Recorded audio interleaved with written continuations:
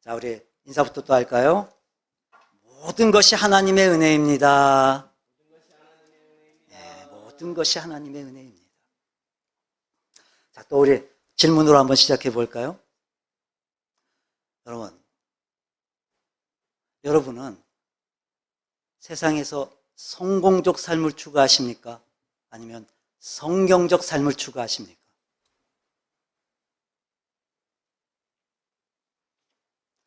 그럼 교회는 세상에 존재하면서 성공적 삶을 추구해야 될까요? 성경적 삶을 추구해야 될까요?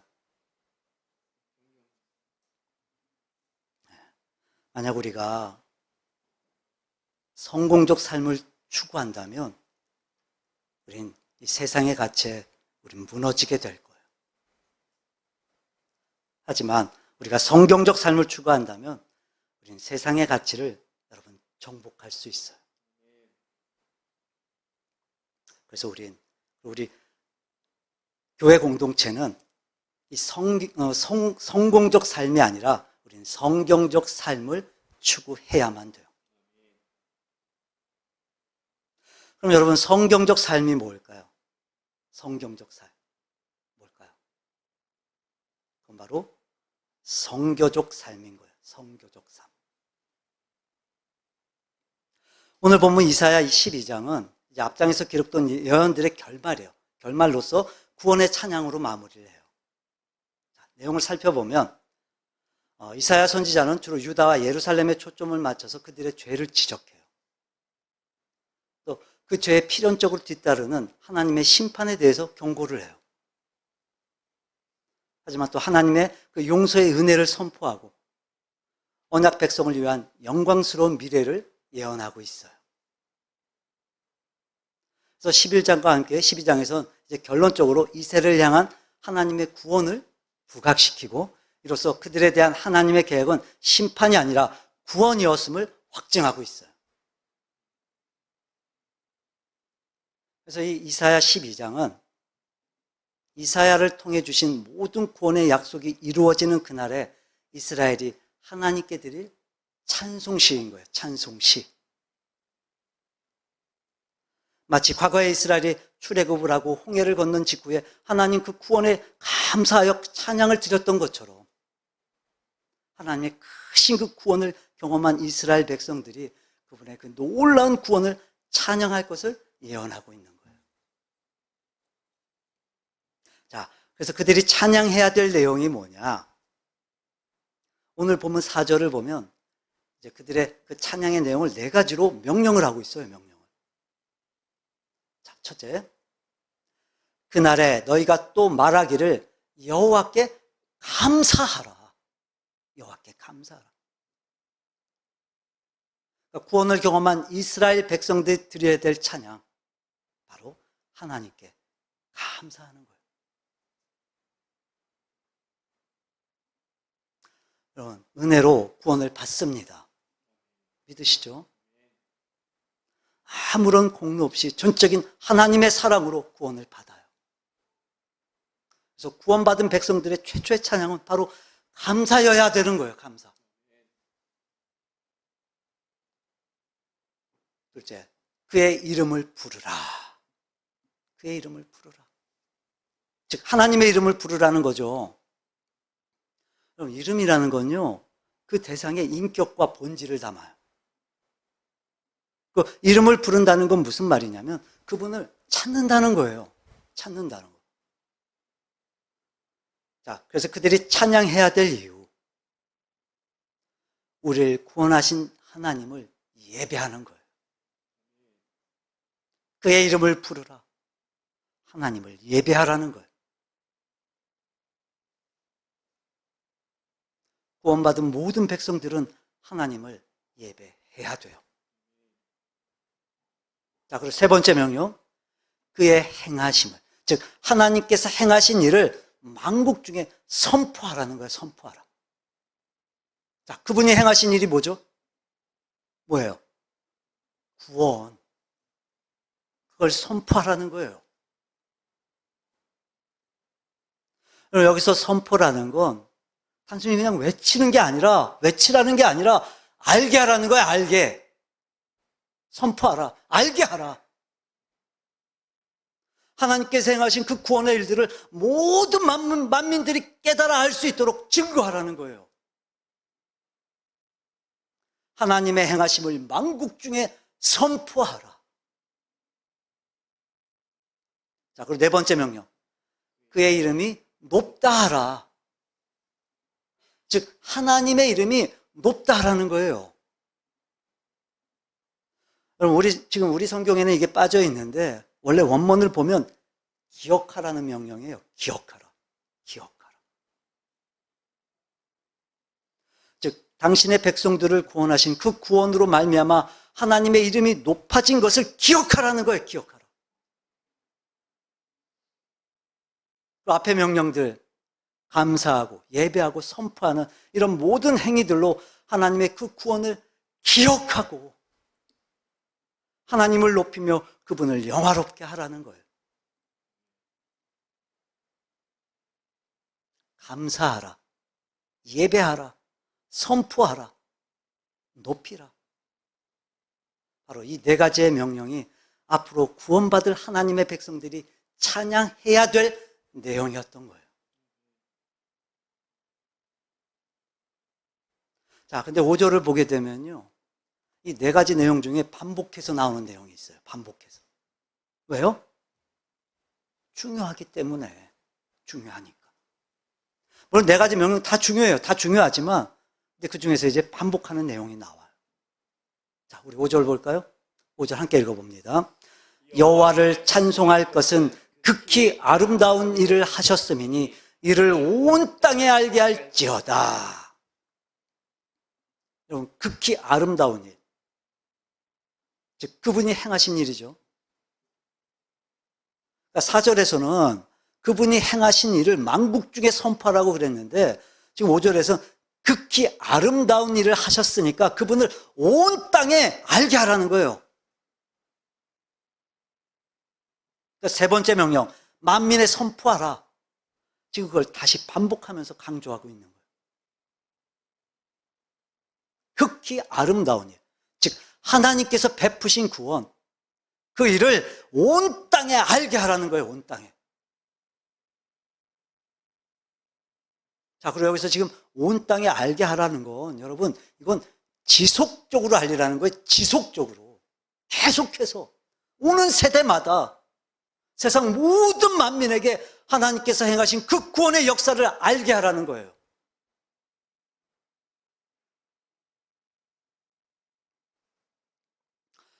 (4절과 5절의) 내용은 구원받은 이스라엘 공동체의 찬양의 내용이에요. 하지만 이 찬양에서 강조하고 있는 내용은 단순히 이스라엘 백성들에게만 해당되는 게 아니라 그럼 바로 오늘을 구원받은 자들의 모임, 교회 공동체 지체로 살아가는 우리, 그리스도 예수의 이름으로 구원받은 교회된 우리, 그리고 우리가 모여서 이룬 이 교회 공동체가 마땅히 해야 될 찬양과 감사라는 거예요.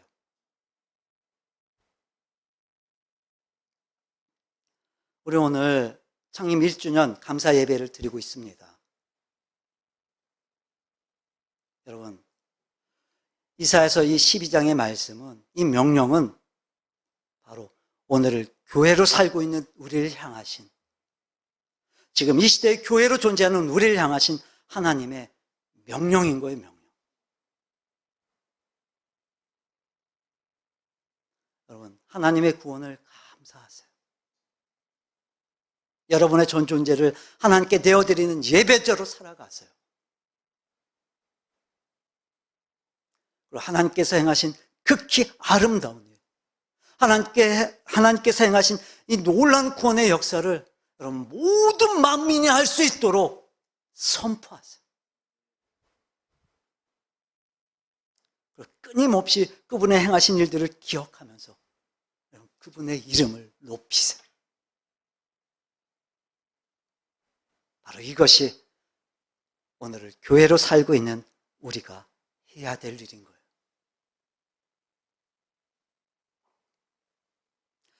특별히 5절을 보게 되면 우리가 그렇게 하나님을 찬송해야 되고 우리가 그렇게 온 땅에 알게 해야 될 이유를 극히 아름다운 일을 하셨기 때문이다 그래요. 극히 아름다운 일. 뭐예요? 복음. 그럼 바로 이 복음을 위해서 우리가 이 땅에 존재한다는 거예요. 우리 이 말씀 앞에서 우리 여러분 끊임없이 물어야 돼요. 끊임없이. 교회의 정체성이 무엇인가? 우리의 존재의 이유가 무엇인가? 우리는 누구를 섬기는 것인가? 우리의 역할, 우리의 소명은 무엇인가? 우리의 삶에서 그 부르심을 우리는 어떻게 성취할 것인가? 여러분, 교회가 교회다워지기 위한 가장 중요한 질문인 거예요.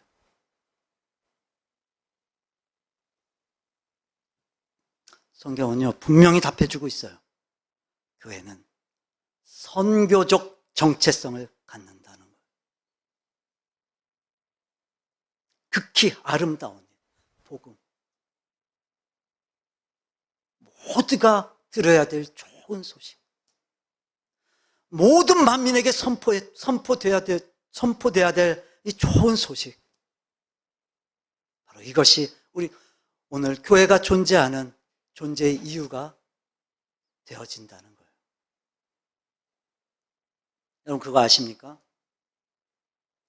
교회가 선교를 하는 게 아니라 선교 때문에 교회가 존재하는 거예요.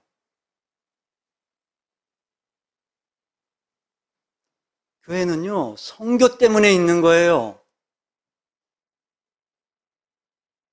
선교는 하나님께서 우리에게 명령하신 우리의 정체성인 거예요.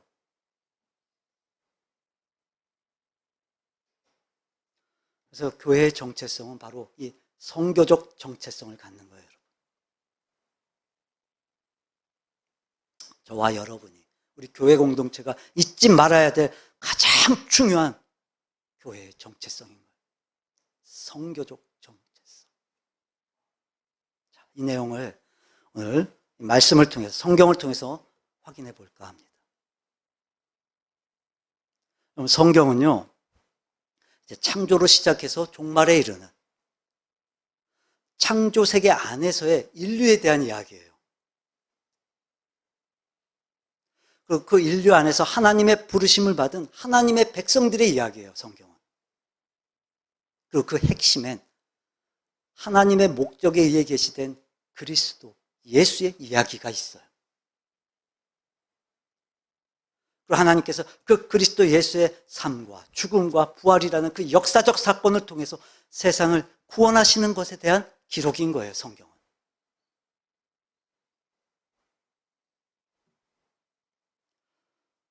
여러분, 하나님은요, 이 세상과 인간을 완전하게 창조하셨어요. 완전하게. 그래서 창조의 결론이 뭐죠?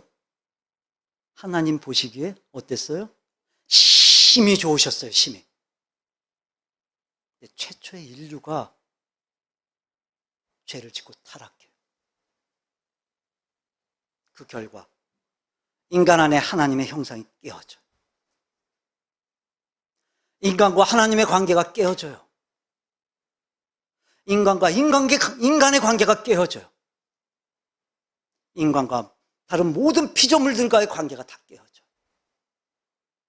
이렇게 모든 관계가 다 깨어지게 돼요.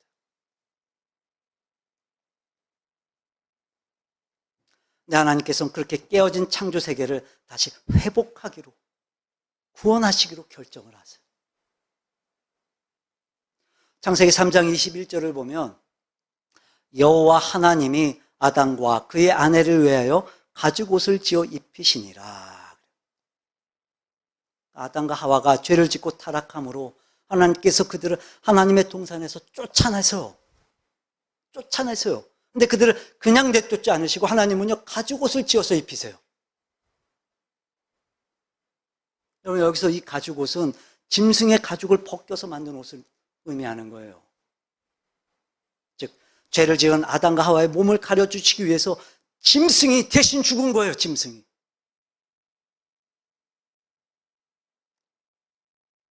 인간의 죄를 대속히 위해 자신을 속죄의 제물로 내어주신 그리스도 예수를 예표하는 사건인 거예요.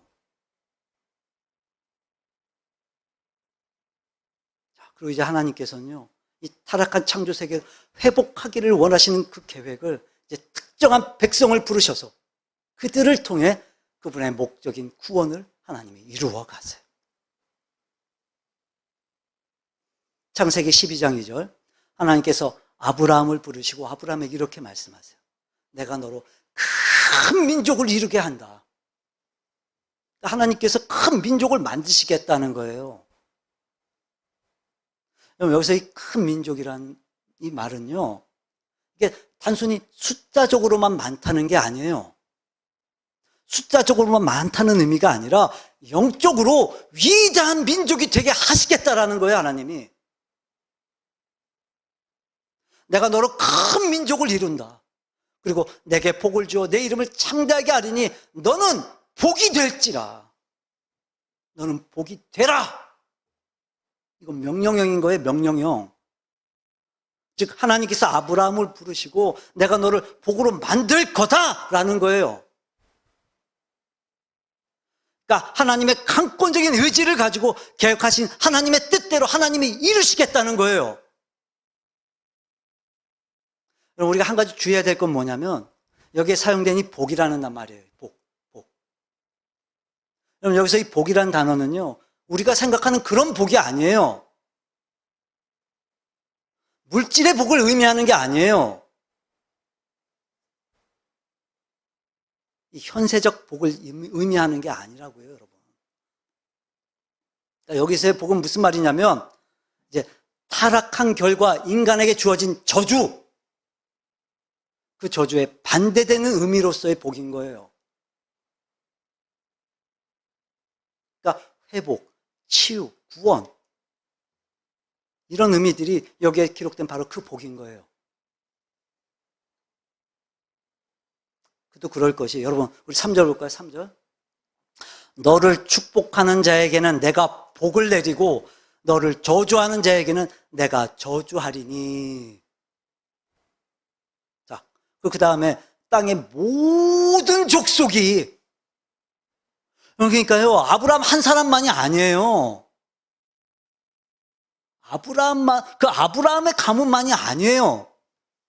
땅의 모든 족속이 너로 말미암아 그 복을 얻을 것이다 라는 거예요. 모든 족속이. 하나님은요, 죄와 저주로 타락한, 깨어져 버린 이 창조 세계를 다시 회복하기를 원하셨어요, 하나님은. 그래서 이제 한 백성을 선택하셔서 하나님의 뜻을 하나님이 이루어 가세요. 아브라함을 부르세요. 그리고 그 아브라함을 통해 그 계획을 분명히 말씀하세요. 너를 통해 모든 민족이 이 복을, 즉 회복을, 구원을 얻게 될 것이라는 거예요.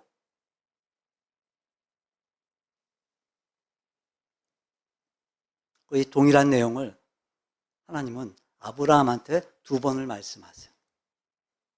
그리고 이삭에게 또 1번, 또 야곱에게 또 1번, 이렇게 4번을 반복하세요.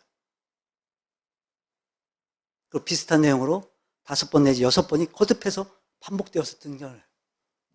모든 민족.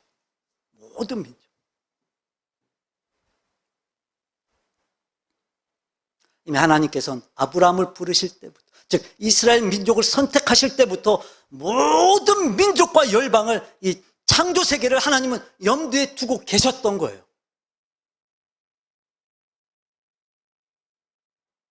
그리고 이제 이스라엘이 형성되고 하나님께서는 그들을 출애굽하시고 시내산에서 하나님과 언약을 맺으시는 장면에 이 의지를, 하나님의 그 의지를 그대로 드러내세요. 출애굽기 19장 4절에 보면 하나님께서 그들을 구원하셨다는 말씀을 하세요. 5절을 볼까요? 5절을 보면 세계가 다 내게 속하였다. 여러분, 이스라엘만 하나님께 속한 게 아니라 모든 열방과 민족이, 모든 피조의 세계가 다 하나님께 속했어요. 세계가 다 내게 속했다. 자, 그리고 6절에 보면 너희가 내게 대하여 제사장 나라가 되며 거룩한 백성이 되리라. 너희가 내게 대하여 제사장 나라가 된다. 그러니까 하나님과 하나님을 믿지 않는 이방인들 사이에서 이스라엘이 중재 역할을 하는 제사장적 나라가 된다는 거예요. 자, 근데 이스라엘이 어땠어요? 이스라엘이 어땠죠? 하나님께서 자신들을 선택하신 이유를 잊어버려요. 다 잊고 그들은 선민사상에 빠져요. 그러니까 자기들만 선택된 하나님의 백성이라는 그런 자만심에, 착각에 빠지게 돼요. 하나님께서는 계속해서 그들에게 말씀하셨지만 그들은 듣지 않았어요.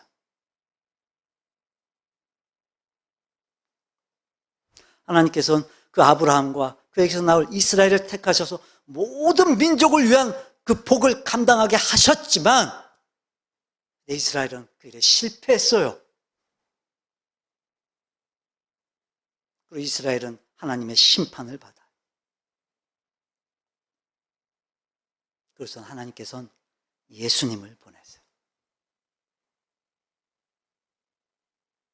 여러분, 예수님이 이 땅에 오신 목적 분명합니다. 바로 복음 때문이에요. 구원인 거예요. 마가복음 1장 볼까요? 14절 함께 읽어봅니다. 요한이 잡힌 후 예수께서 갈릴리에 오셔서, 자, 여러분, 예수님이 오셔서 뭘 하셨냐면 복음을 전파하셨어요. 예수님이 이 땅에 오셔서 복음 전파하셨어요. 근데 그 복음을 뭐라고 설명하냐면 하나님의 복음이라 그래요. 하나님의 복음. 여기서 하나님의 복음이라는 의미는 하나님께 속한 복음, 하나님께로부터 위탁받은 복음이란 거예요. 자, 그러니까 이 복음은 누구의 복음인 거예요? 하나님의 복음인 거예요. 그 하나님의 복음에 대해 예수님이 이렇게 선포하세요. 15절, 이르시되 때가 찼고 하나님의 나라가 가까이 왔으니 회개하고 복음을 믿어라. 때가 찼다. 여기서 이 때라고 하는 건, 이 때라고 하는 건 그저 흘러가는 시간을 말하는 게 아니라 하나님께서 작정하신 때가 됐다는 거예요. 특정 목적이 이루어지는 때. 이제 때가 찼다. 즉 그때가 성취될 때가 됐다는 거예요. 다시 말해 하나님께서 예수님을 통해 하나님의 구원 사역을 성취하고 계시다는 거예요. 그리고 예수님께서 말씀하세요. 하나님의 나라가 가까이 왔다는 거예요.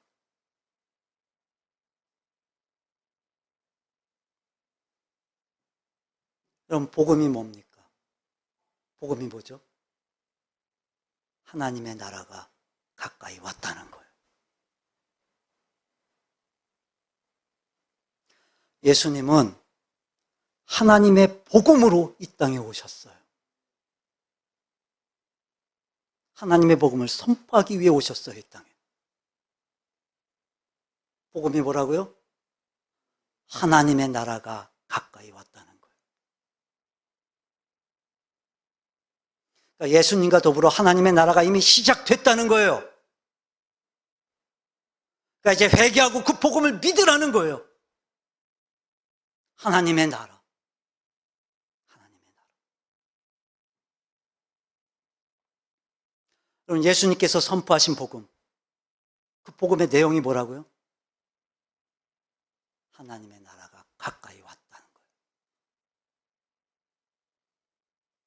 자, 그럼 이 하나님의 나라, 이 하나님의 나라가 구체적으로 뭐냔 말이에요.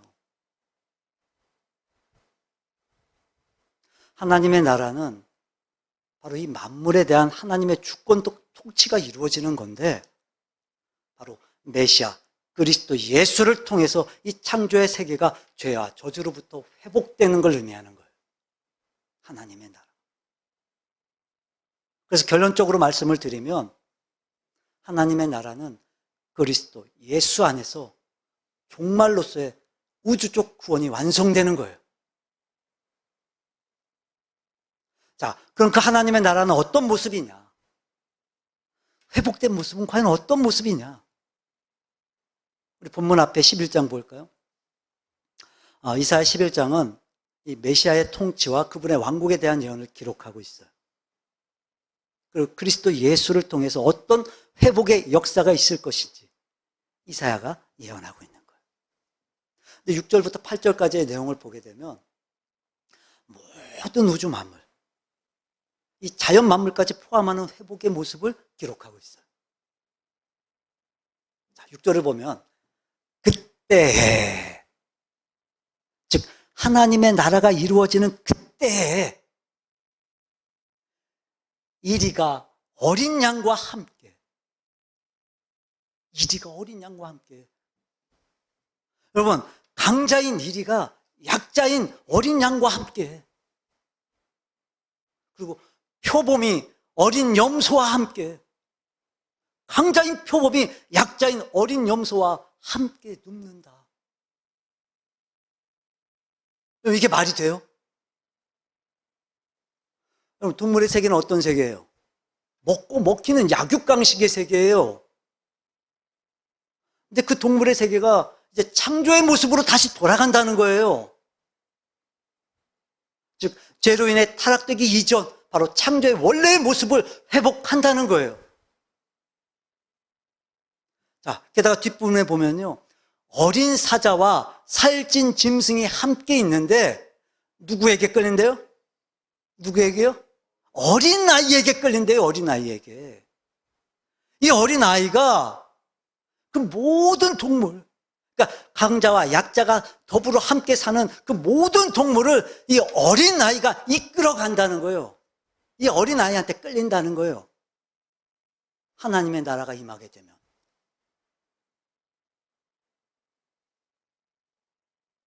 하나님께서 천지를 창조하실 때 인간에게 주신 사명 중에 하나가 뭐냐면 땅을 정복하고 다스리는 거예요. 바로 그 책임이 다시 회복된다는 거예요. 자, 그리고 7절을 보면요, 암수와 곰이 함께 먹는데요. 다시 말해, 천적 관계인 동물들이 이전의 창조 질서로 회복된 모습인 거예요, 이게. 암수와 곰이 함께 먹는다. 여러분, 여기에 사용된 먹는다라는 단어는요, 풀을 뜯어먹는 행위를 말하는 거예요. 풀을 뜯어먹는 행위. 초식동물들이. 사나운 곰이 이 초식동물들과 함께 풀을 뜯어먹는다는 거예요. 곰이, 그러니까 곰의 본질적인 변화가 일어난 거예요. 이렇게 하나님의 나라는 모든 피조물들이 본질적인 변화를 이루게 된다는 거예요. 하나님의 나라는. 그리고 그 변화는 그것들의 새끼가 함께 엎드러진대요. 함께. 다시 말해, 다음 세대까지 지속적으로 이어지는 완전한 변화가 된다는 거예요. 완전한 변화. 계속해서. 자, 그리고 또 사자가 소처럼 풀을 먹는데요. 사자가. 소처럼. 여러분, 이거 중요한 거예요. 그러니까 죄가 들어오기 전에 창조 세계의 모습으로의 회복을 말씀하는 거예요. 여러분, 창세기 1장 29절 30절에 보면요, 동물들에게 하나님이 허용하셨던 먹이는요, 모든 풀이에요. 모든 풀이에요. 다른 거 허락하지 않으셨어요, 하나님이. 풀이에요, 풀. 근데 타락 이후에 그들은 서로 그 약육강식의 세계를 이룬 거예요.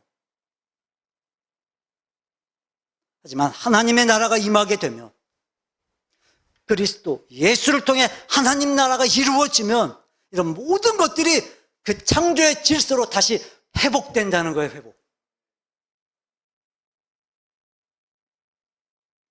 또 8절을 보면요, 젖 먹는 아이가 독사의 구멍에서 장난한대요. 여러분 아시죠? 타락 이후에 이 뱀의 후손과 여자의 후손은요, 어떻게 돼요? 원수가 돼요.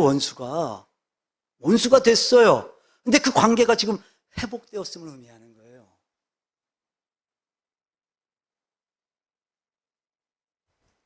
자, 그리고 9절을 보면요, 이제 파괴됐던 그 창조의 세계가 온전히 회복되었음을 기록하고 있어요.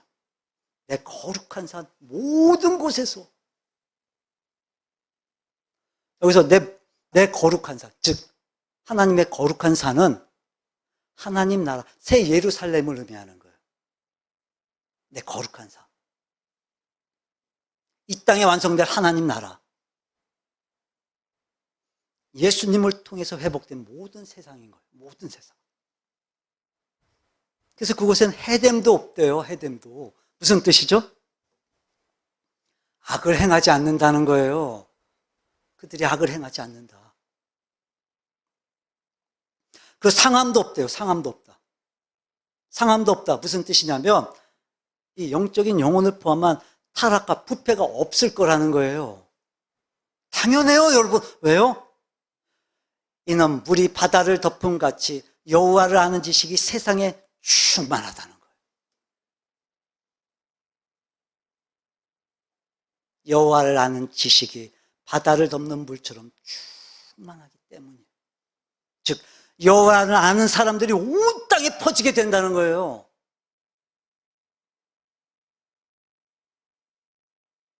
하나님을 아는 지식이 모든 피조물들에게 충만하기 때문에 더 이상 해됨도 없고 더 이상 상함도 없어요. 더 이상 죄도 없고 더 이상 부패나 타락도 없어요. 즉 이 창조의 세계뿐만이 아니라 우리 인간들도 이 창조의 모습, 본래의 모습으로 다 회복된다는 거예요.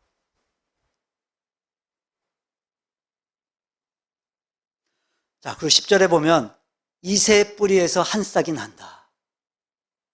누구예요? 예수님이죠. 그분이 만민의 기치가 되신다 그래요. 기치. 깃발이란 거예요. 깃발. 즉 모든 만민이 깃발, 그리스도 예수께로 모인다는 거예요. 깃발 아래 모인다는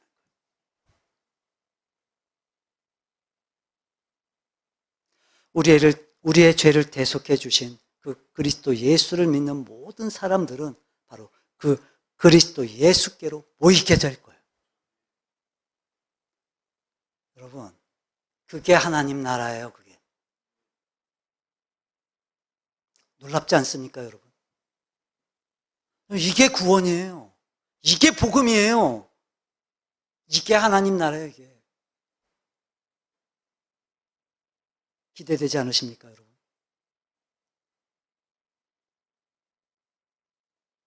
표정들은 전혀 기대가 안 되시는 것 같아요. 그래서 여러분, 원래 구원이라고 하는 말은요, 온전해진다는 말이에요. 온전해진다. 상처가 치유되고, 깨어진 것이 고쳐지고, 매인 것이 놓여지고. 즉, 창조의 세계가 죄와 저주로부터 회복되는 것. 이 창조의 세계가 원래의 목적으로 회복되어지는 것. 그게 구원이에요. 그게.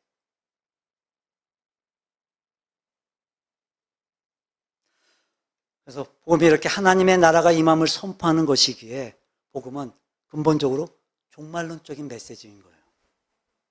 즉, 끝. 이 세상의 끝. 종말. 네, 여러분, 우리가 이 종말을 이해할 때 단지 이 시간적으로 다가오는 그런 마지막 의미가 아니에요. 시간적으로 다가오는 그 마지막 때를 의미하는 게 아니에요. 마태복음 볼까요? 24장 14절 함께 읽어봅니다. 이 천국 복음이 모든 민족에게 증언되기 위하여 온 세상에 전파되리니 그제야 끝이 오리라. 여러분, 이 끝이란 말은요, 단순히 시간이 흘러가면 끝이다, 이게 아니라 분명한 하나님의 목적, 이 하나님의 나라, 이 하나님의 선교라고 하는 이 목적을 향해서 가고 있는 거예요. 천국 복음이 뭐예요? 하나님의 나라가 가까이 왔다라고 하는 이 천국 복음이 모든 민족에게 증언되기 위해 온 세상에 전파된대요. 온 세상에. 즉 역사의 시간표 안에 하나님께서 계획하고 계신 하나님의 의도, 바로 이 하나님 나라의 복음이 다 선포되면 바로 그때 끝이 된다는 거예요.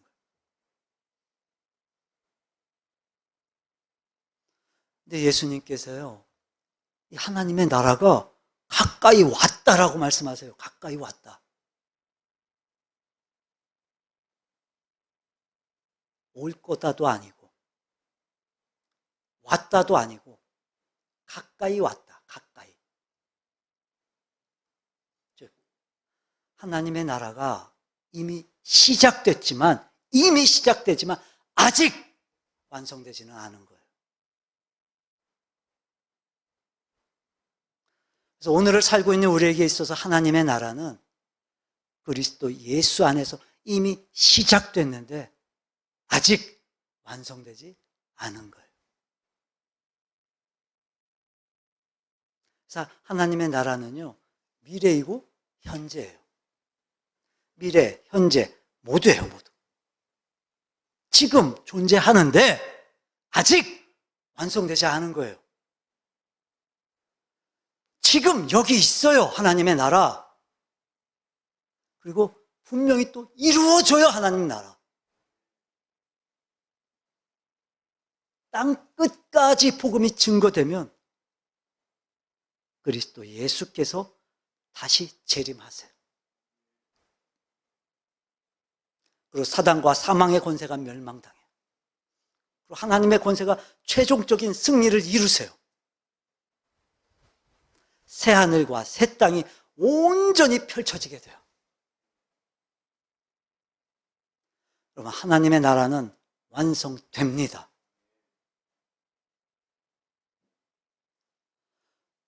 여러분은 이제까지 이 구원을 어떻게 이해하고 계셨습니까?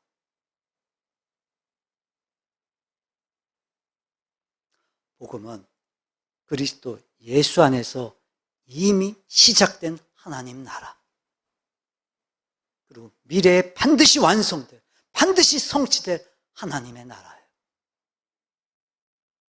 근데 우리는요, 이 구원을, 이 복음이라고 하는 이 개념을 우린 내세적 구원으로만 이해를 해요. 내세적 구원으로만. 그러니까 단순히 난 예수 믿으니까 죽으면 천국 간다, 이게 다가 아니라는 거예요. 그럼 복음은요, 구원은 이 다른 세계로의 탈출이 아니에요. 다른 세계로 떠나는 게 아니에요, 내가 죽는다고. 오히려 이 세상에서 일어나는 하나님의 궁극적인 승리, 전 우주적인 회복, 새하늘과 새 땅이 이 땅 위에 펼쳐지는 거예요. 그죠? 이 세상으로부터 해방된 그 영원한 생명이 아니라 우리의 몸이 부활하고 이 모든 세상의 재창조인 거예요. 요한계시록 21장 1절을 보면 또 내가 새 하늘과 새 땅을 보니, 새 하늘과 새 땅, 하나님 나라죠. 천국이죠. 그러니까 지금 사도 요한이 하나님의 은혜를 통해서 환상을 봐요. 새 하늘과 새 땅, 그리고 처음 하늘과 처음 땅이 없어졌대요. 무슨 말이에요, 여러분? 그러니까 지금 우리가 살고 있는 이 세상은 없어져요. 없어지는 거예요. 끝날.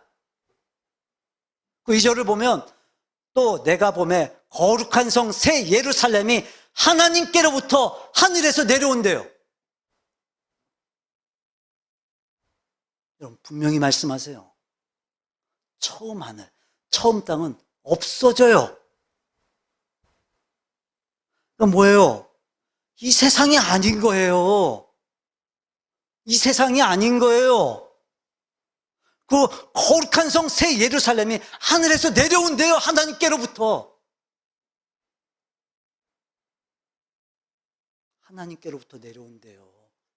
새 예루살렘이, 하나님 나라가. 근데 우린요, 딴 데로 가는 줄 알아요.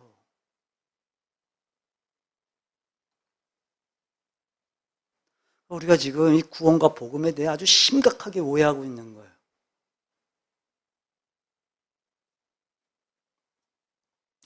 자, 그럼 여러분, 하나님 나라가 이미 시작됐는데 왜 아직 이게 완성되지 않고 있는 걸까요? 왜 완성되지 않고 있을까요? 자, 우리 베드로후서 볼까요? 3장 9절 함께 읽어봅니다. 주의 약속은 어떤 이들이 오직 주께서는 너희를 대하여 오래 참으사 아무도 멸망하지 아니하고 다 회개하기에 이르기를 원하시느니라. 이미와 아직.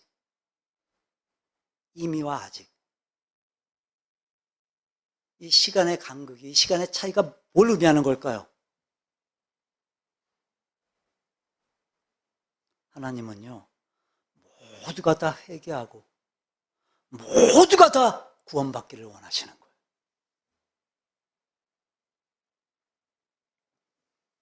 거예요. 이게 교회의 존재의 이유인 거예요. 다시 말해, 그리스도 예수를 통해 하나님의 나라는 이미 도래했어요. 시작됐어요. 하지만 아직 완성되진 않았어요. 그래서 이미와 아직이란 이 시간 사이에 교회가 존재하는 거예요.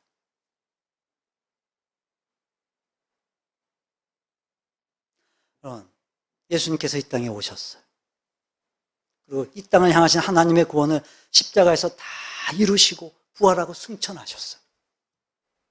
성령을 약속해 주셨고 약속대로 성령께서 오셨어요. 그 사도행전의 이야기가 시작이 돼요. 여러분, 사도행전의 이야기는 교회의 이야기예요. 교회의 이야기. 주님께서는 주님의 몸된 교회를 성령을 통해 세워가시고 그 성령의 역사로 말미암아 이 교회를 통해 물론 주님은 계시지 않지만 이 하나님의 일을 교회에 맡겨주신 거예요. 이미와 아직 사이에 교회가 있어요. 요한복음 17장을 보면 예수님 말씀하세요. 아버지께서 나를 세상에 보내신 것 같이 나도 그들을 세상에 보냈다.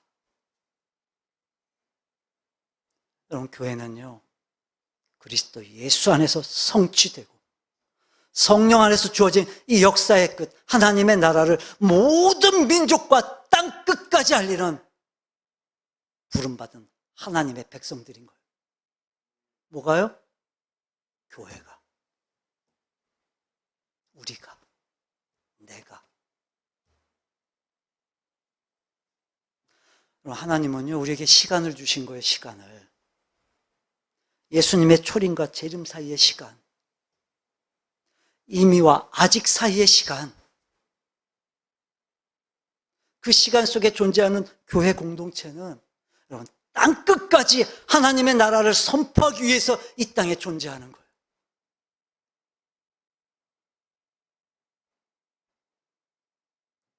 그래서 여러분, 교회는요, 우리 일산 참된 교회는 바로 이 하나님의 성교의 도구로 순종해야 돼요.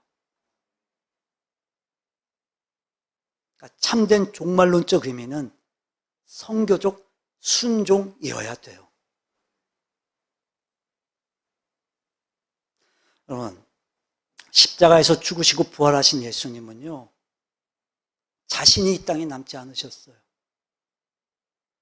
대신 교회를 남기셨어요. 교회 공동체를 남기셨어요. 그래서 주님이 이 교회 공동체에 기대하시는 것, 우리에게 허락하신 사명은 하나님 나라가 가까이 왔다, 하나님 나라가 이곳이다 라고 하는 이 좋은 소식, 바로 교회를 통해 땅끝까지 증거하기를 원하시는 거예요. 하나님께서 이스라엘을 선택하신 것처럼 이제 하나님께서 부름받은 우리를 통해서 세우신 교회 공동체를 통해서 바로 그 일을 이루시기를 원하시는 거예요.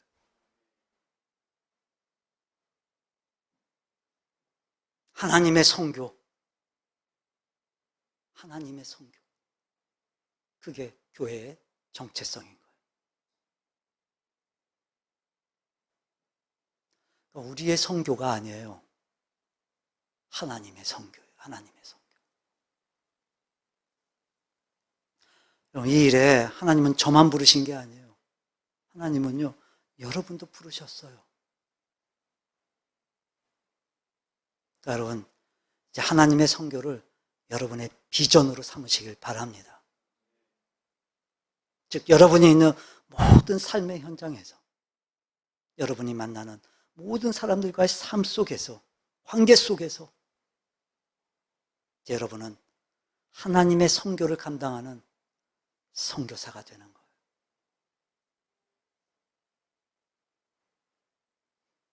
여러분의 삶의 자리가 선교의 자리가 되는 거예요. 가정이, 직장이, 여러분의 사업장이 이제 여러분의 선교의 자리가 되는 거예요. 여러분, 하나님의 선교가 여러분의 비전이 되어져야 됩니다. 여러분 잊지 마세요. 교회는 하나님의 선교를 위해 존재하는 거예요. 영혼을 건지기 위해 이 땅에 하나님의 나라가 이미 시작되었고 완성되었음을 우리가 알려주고 우리가 선포해야 돼요. 우리가 먼저 그 하나님의 나라를 확신하고 그리고 그 하나님의 나라를 우리가 증거해야 돼요. 여러분, 하나님은요, 모두가 구원받기를 원하세요. 말씀을 정리합니다.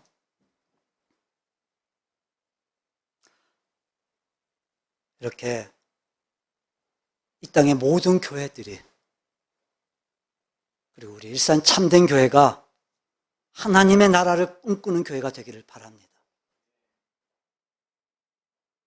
하나님 나라가 완성된다. 곧 이루어진다. 이제 내가 하나님이 원하시는 것처럼 내가 더 많은 영혼들에게 이 하나님의 나라를 선포해야 되겠다. 그렇게 하나님의 나라를 꿈꾸는 교회가 되기를 바라요.